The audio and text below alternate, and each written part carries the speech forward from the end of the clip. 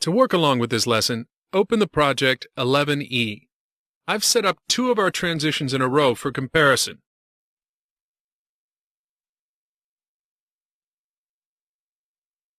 Double-click the third clip, and in the Motion tab, click the disclosure triangle beside Motion Blur.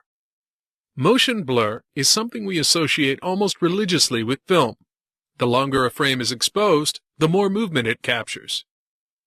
At the end of the sequence, scrub the karate clip to the first big kick.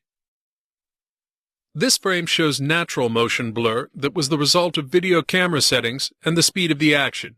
You can imitate this effect in Final Cut with motion blur settings. Motion blur is different from the blur filters you might be used to in Photoshop, which blur a single image using only the surrounding pixels. Motion blur takes frames from before and after the current frame and blends them. The net effect is that static objects are not blurred and moving objects are, so it's a very different effect. Double-click the karate clip and enable Motion Blur in the Motion tab. It's easy to go too far with motion blur, especially since the default settings are a little high. You have two controls. Think of % of blur as how much and samples as how good. The default 500% spreads the blur over 5 frames, and 4 is a low level of detail. And regardless of the settings, it's probably not for this clip, unless you're after something surreal.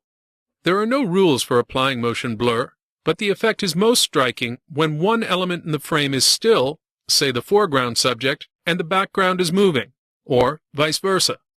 Delete the karate clip and double-click the top clip in our stack.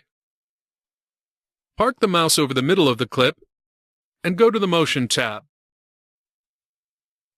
The car maintains a pretty constant position in the frame throughout the shot, but watch the wheel rims as you click to enable motion blur.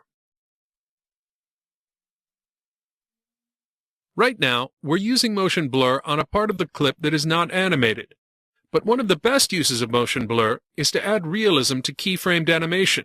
It makes the move feel more like it was recorded by a camera rather than generated by a computer. So let's see how it affects the transition we've been building at the start of this clip. It's a little much.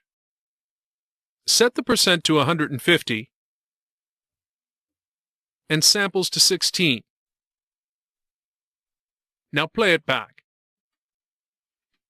To really see what's going on, go to the first frame and use the arrow keys to go frame by frame. Let's add another effect. Control-click the endpoint and add the default cross dissolve for a fade-in.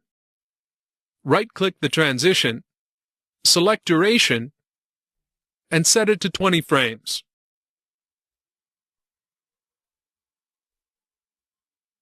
It's the right idea, but the fade's too steady. I want to be able to control the rate of change, like we controlled the change in rotation with Bezier handles. We do this in the Motion tab with the Opacity parameter. It's about how much one layer obscures the underlying layers. Delete the cross dissolve. Double-click to reload the clip, and in the Motion tab, go to the Opacity parameter. You can use numeric entry or the slider. 100 is fully opaque, 0 is fully transparent. Hit Shift-I to go to the endpoint. Click here to insert a keyframe. Type +20 and hit Return. For opacity, enter 100 and hit Return to create another keyframe. Expand the parameters graph area and zoom in with Command+. Right-click the second keyframe and select Smooth. Pull down on the handle for a steeper slope here at the end. What we're aiming for is a faint ghosting of the movement in the first part and a rapid rise in opacity at the end.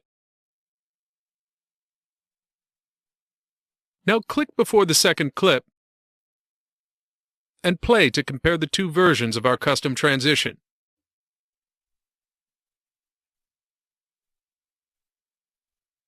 I like the second one better. So let's isolate the first second of it. Use the up arrow key to go to the first frame of the clip. Shift right arrow to advance a second. Hit B for the blade tool. And cut at the current playhead position. Hit A for the selection tool. Select the shortened clip. And hit Ctrl F to add it to your favorites. Call it /right final 1 second. And delete the old one.